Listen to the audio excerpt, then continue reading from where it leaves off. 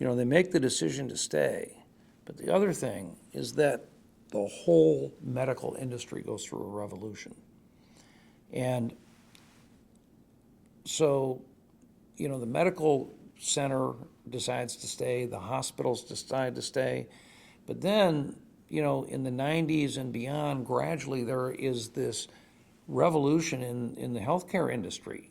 Medicaid becomes available, servicing populations that otherwise previously had to be served as strictly charity cases.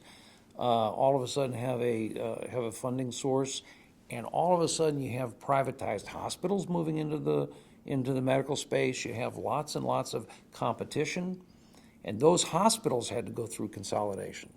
I mean, BJC used to be Barnes Jewish Christian. They were separate hospitals.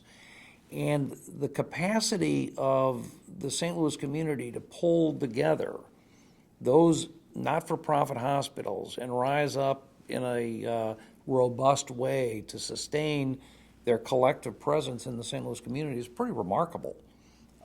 It took a lot of business acumen and a lot of forward thinking to make that happen. And it happened without a whole lot of trauma in the St. Louis case. That wasn't the case across the country. Well, and you had the Mallinckrodt Institute, you had Christian Hospital, you had Barnes Hospital, you had Jewish Hospital. You got all of these different entities there, and all of a sudden the environment, the healthcare funding environment changes, and privatized hospitals start coming into the St. Louis market in a big way. And they had to move quickly. And if it had not been for the medical center being sort of the gravitational pull that kept everybody there, I don't think they'd have been able to make that transition, at least not make it as smoothly as they did.